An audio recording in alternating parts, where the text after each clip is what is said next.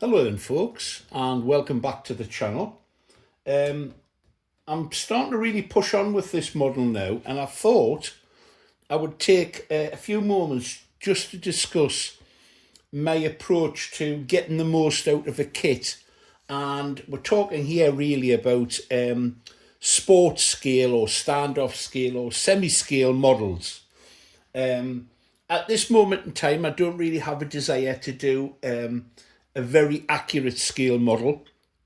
I'm quite happy for the model to look very realistic from a few feet away. And to achieve that, I want to just talk about some of the dodges that I've done. And I'm going to use this particular model, which is a Flare Fokker DR7 kit. Unfortunately, they're no longer available, but if you hunt around, you can find some Virgin kits sitting there, or occasionally for a much cheaper price, a model that's been started that hasn't been finished. And I can well recommend them, but I think even a well-designed kit like this, you can get something more out of it.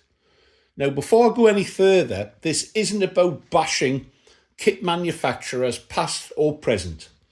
They have to work within certain constraints, and they are mainly, obviously they need to make a profit, but they also have to take into consideration the skills and ability of the modeler who is making the model.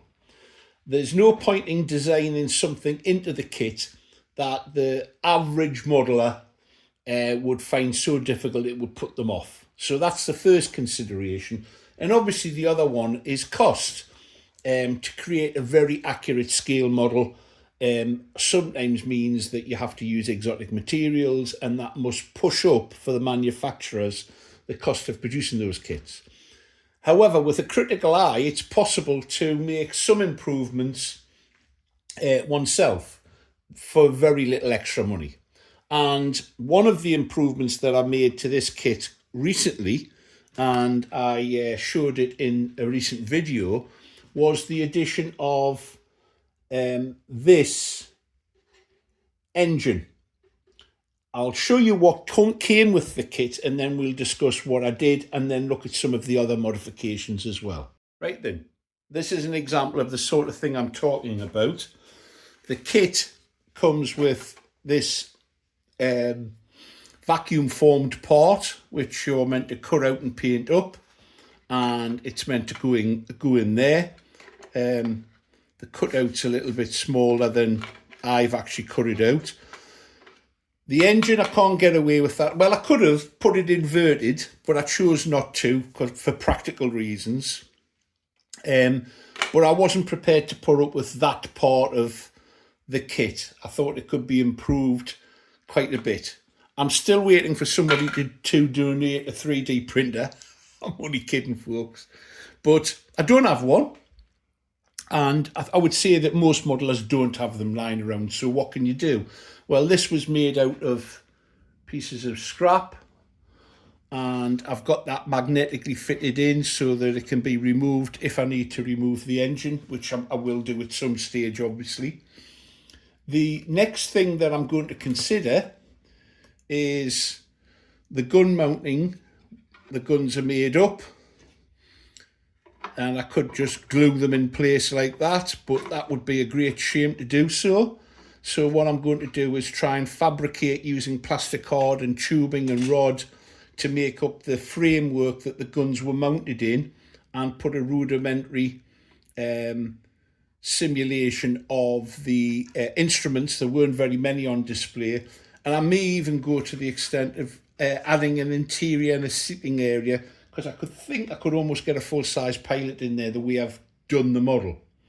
So that's a practical example of the sort of thing I'm talking about. Another example, I'll just show you, is on this axle wing, as I call it. Now, in the kit, to keep things simple, it stops here. You can see the line there. It stops there at that point, but on the prototype, it doesn't. It extends beyond the undercarriage legs. So I've made up an additional couple of ribs, made up a frame that then has been bolted into place onto the end to make a more realistic view. That's an example of where I've deviated from the manufacturer's idea, and I think the manufacturer has gone for the simple approach to make it less of a challenge for the builder. However, many of the changes that I talk about making happen towards the end of the process, and let's have a look at those now. Here we have the tail surface, the horizontal stabiliser, and the rudder and the fin.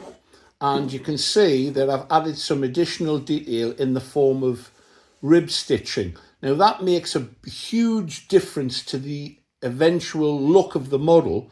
It looks like it's a much more scale-like model than it really is. It's playing a bit of a trick on the eye. It's not proportionally accurate. However, it looks right when you add little details like that. And when it's painted, they will be very visible. But I'm going to show you a little dodge here that I do. They won't be on the underside. And that's simply because you're hardly ever going to see them. However, I'm not going to miss them out altogether. I'll simulate the rib stitching on the underside of this tail surface and on the full-size wing by actually using paint effects. I'll use a slightly different shade. I'll mask this off and I'll put a slightly different shade along the edge, and that will give the appearance that the ribbing is visible. It's an approach that I've actually used on the DR1, and as the model flies overhead, it looks very realistic. A little dodge that gets, I would say, 90% of the result with 10% of the effort. So when it comes to the wings, which have now been covered,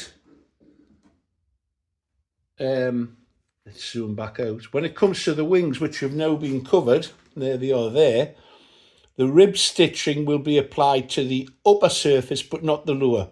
And I'll achieve the effect I want there simply by using paint. Okay, what else needs to be done? Well, on this particular model, it's one of the things that I've mentioned a number of times is the covering. On a World War I aircraft, it needs to be fabric covered. And too often, I've seen these beautiful flare kits spoilt by covering them in a plastic solar film.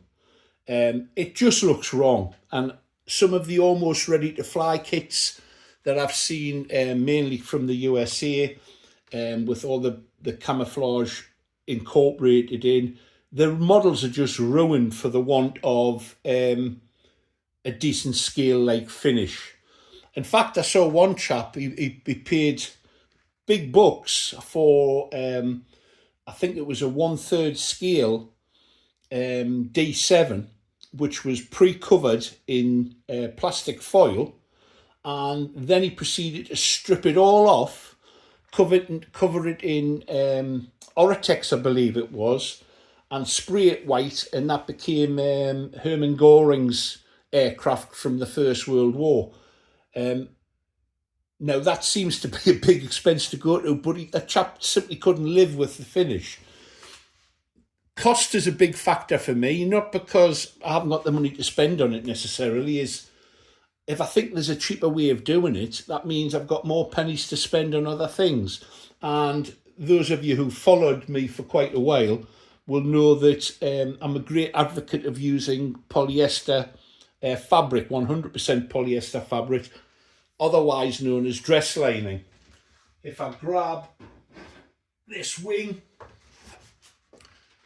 you can see, and more to the point here, that you can get a really good finish using this approach. And that now leaves me with a nice canvas on which I can actually paint this up.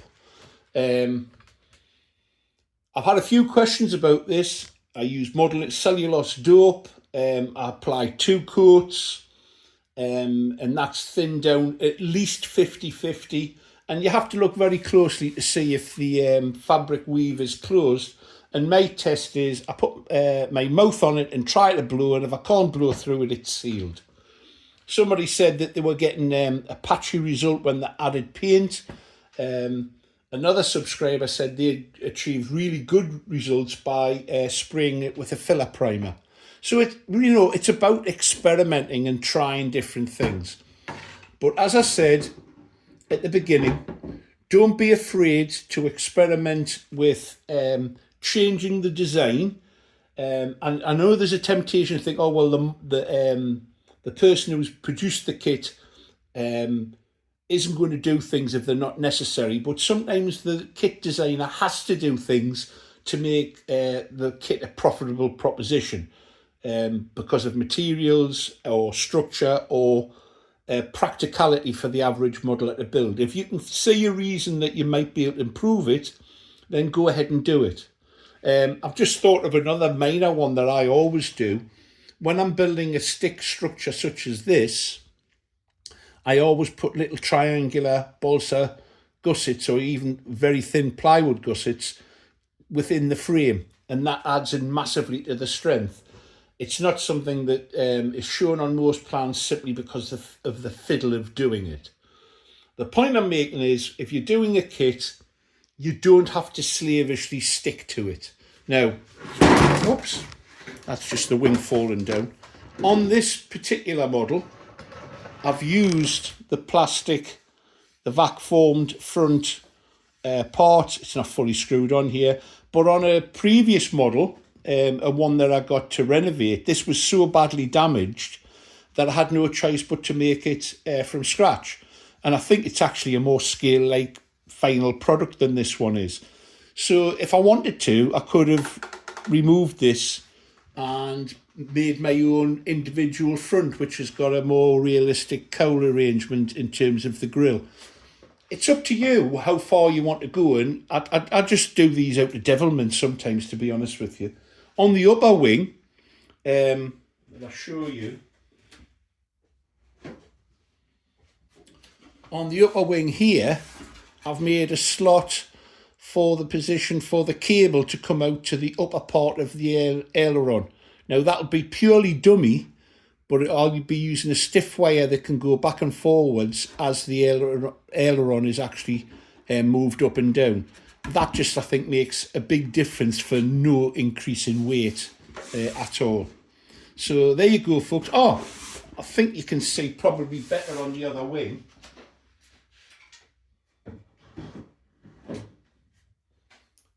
If I hold it to the light, there you go.